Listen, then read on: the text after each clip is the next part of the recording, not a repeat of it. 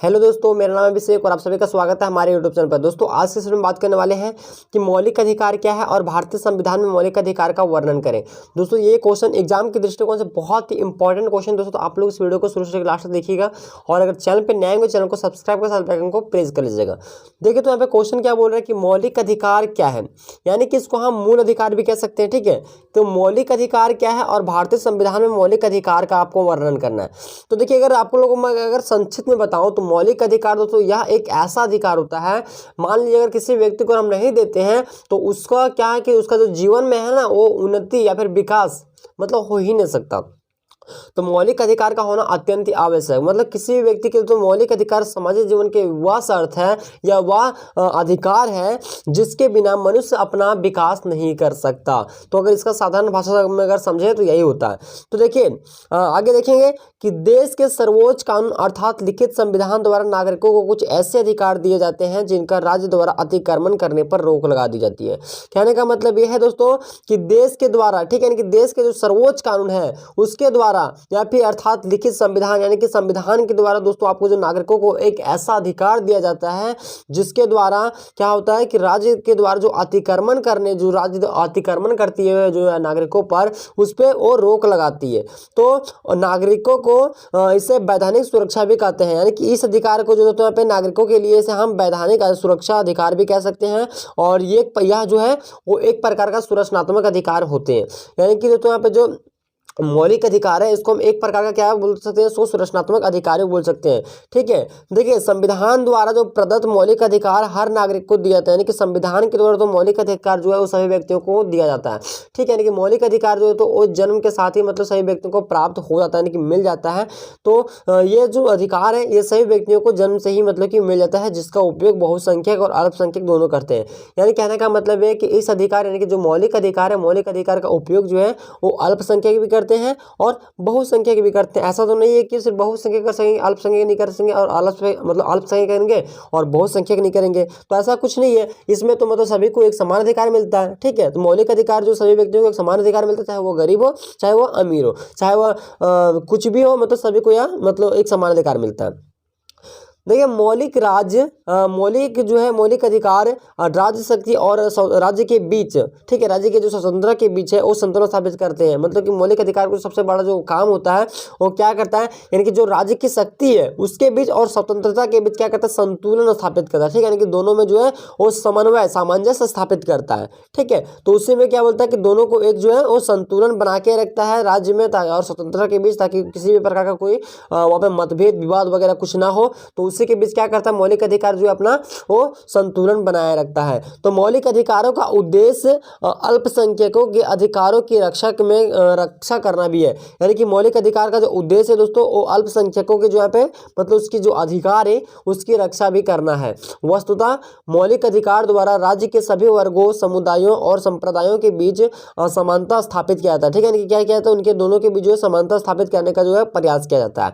और मौलिक अधिकार अत्यंत आवश्यक है। जी हाँ, तो मौलिक अधिकार अत्यंत आवश्यक है क्योंकि इसके अभाव में व्यक्ति का विकास संभव नहीं सकता। यानी कि दोस्तों हम किसी व्यक्ति को अगर मौलिक अधिकार नहीं देंगे या फिर मौलिक अधिकार अगर नहीं मिलेगा तो किसी भी व्यक्ति का जो तो उसका विकास मतलब संभव हो ही नहीं सकता। अब देखिए, एक आपको विद्वान के अनुसार यहाँ पे दे देना है। ठीक है, विद्वान के अनुसार आपको लिखना है लास्की के अनुसार। देखिए, लास्की का कथन है, ठीक है, लास्की का कथन है कि अधिकार सामाजिक जीवन की वे घटनाएं हैं, अधिकार समाज जीवन की वे घटनाएं हैं, अधिकार समाज जीवन के चाहे वे शर्तें हैं, ठीक है, जिनके बिना मनुष्य अपना सर्वोत्तम विकास नहीं कर सकता। इसको आप इस तरीके से भी लिख सकते हैं कि अधिकार सामाजिक जीवन की वे शर्तें हैं जिसके बिना मनुष्य समानता अपना विकास नहीं कर सकता। या फिर दोस्तों, अधिकार सामाजिक जीवन की वे घटनाएं हैं जिनके बिना मनुष्य अपना सर्वोत्तम विकास नहीं कर सकता। दोनों का मतलब एक ही है और दोनों का जो कथन जो है वो लास्की का ही है। ठीक है, तो लास्की के अनुसार आपको एक दे देना है कि अधिकार सामाजिक जीवन की वे शर्तें हैं या वे घटनाएं हैं जिनके बिना मनुष्य अपना सर्वोत्तम विकास नहीं कर सकता।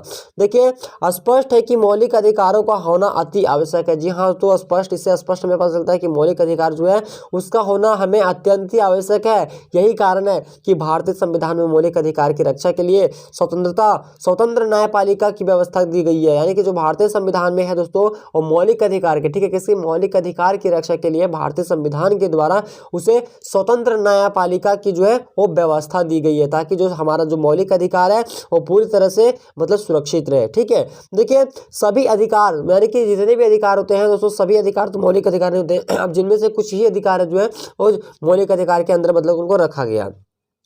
अब देखिए मौलिक अधिकार जो है खास कर एक ऐसा प्रकार का अधिकार है जो अन्य अधिकारों से अपनी प्रकृति और उद्देश्य से भिन्न होता है। ठीक है, यानी कि मौलिक अधिकार एक ऐसा प्रकार मतलब इस प्रकार का एक अधिकार है जो अन्य अधिकारों से, ठीक है, यानी कि बहुत अधिकार तो बहुत सारे हैं। ठीक है, उन अधिकार सभी अधिकार तो मतलब यहाँ पे आपका मौलिक अधिकार तो है नहीं, तो उन अधिकारों से क्या है कि अपनी प्रकृति और उद्देश्य में वह भिन्न होता है, यानी कि अलग होता है। तो भारतीय संविधान द्वारा भारतीय नागरिकों को कुल 7 अधिकार सात मौलिक अधिकार जो है प्रदान किए गए थे। देखिए यहाँ पे थे, ठीक है, थे है नहीं। तो भारतीय संविधान के द्वारा नागरिकों को कितने अधिकार दिया गया था? 7 दिया गया था। लेकिन किंतु 44वें संविधान संशोधन के द्वारा संपत्ति के अधिकार को मौलिक अधिकार से बाहर कर दिया गया। यानी कि दोस्तों पहले जो था वो 7 मौलिक अधिकार था, लेकिन उनमें से दोस्तों 44वें संविधान संशोधन के द्वारा क्या किया गया कि उनमें से जो संपत्ति का अधिकार था उसे जो है निष्कासित कर दिया गया, यानी कि मौलिक अधिकार से उसको जो है वो बाहर कर दिया गया और अभी जो है केवल एक कानूनी अधिकार के रूप में यह जाना जाता है। और इस प्रकार वर्तमान समय में दोस्तों जो भारतीय नागरिकों के द्वारा जो कुछ मतलब जो अधिकार दिया गया मौलिक अधिकार, उनमें से जो मौलिक अधिकार की जो संख्या है वो 6 है। ठीक है, मौलिक अधिकार की संख्या कितनी है? 6 है, जो निम्नलिखित प्रकार से है। अब देखिए पहला पॉइंट आपका हो जाएगा समानता का अधिकार, यानी कि जो पहला अधिकार है वो समानता का अधिकार। अब देखिए समानता का अधिकार प्रजातंत्र का एक आधार स्तंभ है। ठीक है, यानी कि क्या है कि समानता, यानी कि समानता का जो अधिकार है वो प्रजातंत्र के लिए एक आधार स्तंभ है। भारतीय संविधान द्वारा ये हर नागरिकों के कानून के समक्ष समान अधिकार प्राप्त होते हैं, यानी कि दोस्तों ये भारतीय नागरिकों को जो है वो संविधान के द्वारा, ठीक है, ये अधिकार यानी कि समानता का अधिकार जो है सभी को एक समान प्राप्त होता है। तो इसमें क्या है कि व्यक्ति मतलब अपने आप को जो है वो कानून के समक्ष मतलब सब कुछ मतलब वो कर सकता है और सभी को एक समानता अधिकार मिलता है। ठीक है, मतलब इसमें हर एक चीज़ का मतलब मनुष्य को जो है व्यक्ति को वो हर एक चीज़ का मतलब हक मिलता है और मतलब सभी को एक समान अधिकार दिया जाता है। देखिए दूसरा स्वतंत्रता का अधिकार, दूसरा पॉइंट स्वतंत्रता का अधिकार। देखिए भारतीय संविधान में नागरिकों को स्वतंत्रता का अधिकार मौलिक अधिकार के रूप में प्रदत्त है, यानी कि भारतीय संविधान में जो है वो नागरिकों को स्वतंत्रता का अधिकार कौन से अधिकार में प्रदत्त है? मौलिक अधिकार में। और इसमें विचार, अभिव्यक्ति, विश्वास, धर्म, उपासना आदि की स्वतंत्रता सुनिश्चित करता है। देखिए शोषण के विरुद्ध अधिकार।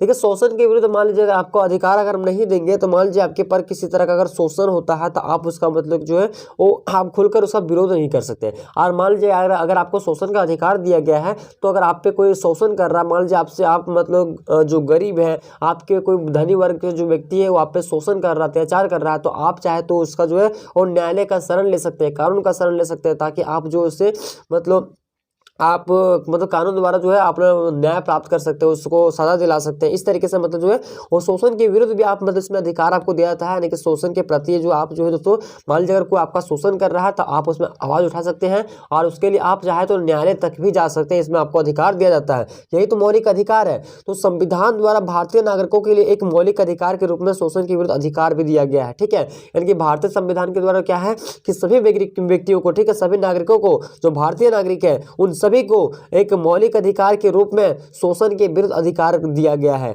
अगर किसी व्यक्ति का शोषण किया जाता है तो उसके विरुद्ध न्यायालय का शरण लेने का अधिकार प्रदत्त है। इसके साथ साथ बेगारी या जबरदस्ती लिया हुआ श्रम दोस्तों निषिद्ध ठहराया गया। कहने का मतलब है कि दोस्तों जो बेगारी, ठीक है, जो बेगार में जो कोई काम करवा लेते हैं या फिर जो जबरदस्ती काम करवा लिया, मान लीजिए कोई मजदूर है, ठीक है, मजदूर है, किसी के यहाँ काम करने के लिए गया, अब काम करने के लिए गया, मान लीजिए काम करवा लिया, सब कुछ करवा लिया और पैसा उसे हमें नहीं दिया, तो क्या हुआ? ये जबरदस्ती लिया हुआ श्रम है। तो यह भी क्या है? एक प्रकार का जो है वो दंडनीय अपराध है। हम चाहे तो उसके मतलब उसका बदला लेने के लिए या फिर हम अपना न्याय प्राप्त करने के लिए दोस्तों इसका जो न्यायालय का शरण भी ले सकते हैं, यानी कि हम सर्वोच्च न्यायालय, उच्च न्यायालय तक भी जा सकते हैं।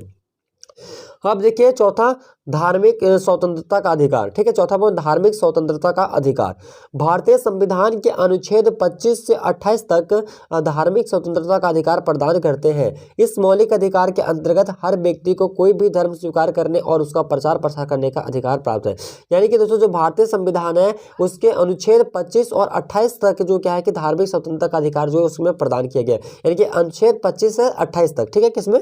अनुच्छेद 25 से 28 तक में जो है वो धार्मिक धार्मिक स्वतंत्रता का अधिकार जो है प्रदान किया गया है। और इस अधिकार के मिलने के बाद क्या है कि व्यक्ति को कोई भी धर्म को स्वीकार कर सकता है और चाहे तो वह धर्म का प्रचार प्रसार करे या फिर किसी भी धर्म को स्वीकार करे, इसमें कोई रोक टोक नहीं है। ठीक है, यानी कि धार्मिक जो स्वतंत्रता का है इसमें व्यक्ति को अधिकार दिया जाता है। यानी कि संविधान ये कहता है कि आप दोस्तों कोई भी धर्म को मानिए, किसी भी धर्म का प्रचार प्रसार कीजिए, किसी को भी पूजा पाठ कीजिए, इसमें कोई आपका रोक टोक नहीं है। यानी कि जो संविधान के द्वारा ये सभी व्यक्तियों को जो है वो जन्म के साथ ही मतलब या जो अधिकार जो है वो दिया जाता है। अगला देखिए संस्कृति और शिक्षा संबंधी अधिकार। ठीक है, 5वां पॉइंट संस्कृति और शिक्षा संबंधी अधिकार। देखिए भारतीय संविधान के अनुच्छेद 29 और 30 में, उसमें था 25 और 28 तक, इसमें है भारतीय संविधान के मतलब अनुच्छेद 29 और 30 में। ठीक है, 30 में सभी नागरिकों को संस्कृति और शिक्षा संबंधी अधिकार प्रदान किया गया है। अनुच्छेद 29 के अनुसार, ठीक है, अनुच्छेद 29 के अनुसार नागरिकों के प्रत्येक वर्ग के अपनी भाषा या संस्कृति सुरक्षित रखने का पूर्ण अधिकार प्राप्त है और इसके साथ साथ हर व्यक्ति को किसी शिक्षण संस्था में मतलब कि शिक्षा पाने और जात धर्म भाषा में अधिकार जो आधार भेदभाव न होने पर अधिकार मौलिक अधिकार के अंतर्गत शामिल किया गया है।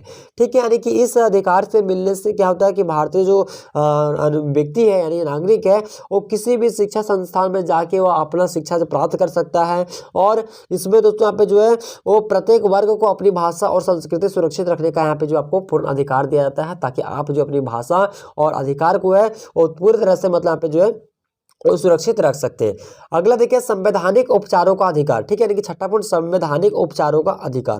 ठीक है, भारतीय संविधान में नागरिकों को मौलिक अधिकार की रक्षा के लिए संवैधानिक उपचार का अधिकार जैसे मौलिक अधिकार प्राप्त है। ठीक है, यानी कि भारतीय संविधान में जो है और नागरिकों को मौलिक अधिकार की रक्षा करने के लिए उन्हें कौन सा अधिकार प्राप्त है? संवैधानिक उपचारों का अधिकार प्राप्त है। इस अधिकार के मिलने से इसका यह उल्लेख होता है कि जो इसका जो कार्य जो दोस्तों मतलब कि ये जो मौलिक अधिकार है इसका उल्लेख से अधिक महत्वपूर्ण इसे क्रियान्वित करने की व्यवस्था है। ठीक है, कि जो इसका जो है वो क्रियान्वित करने की जो व्यवस्था है कौन सा है?